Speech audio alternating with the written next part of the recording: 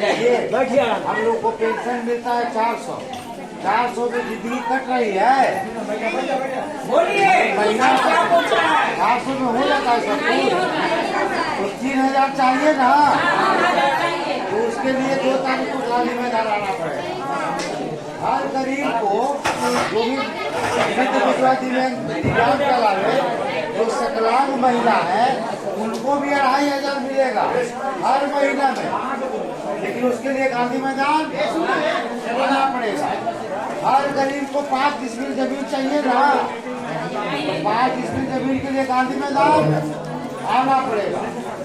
हर जो भी गरीब लोग है उसको आवाज चाहिए, अपना बिना घुमस वाला आवाज, इसमें खोल देना पड़े तो 2 तारीख को गांधी मैदान आइए।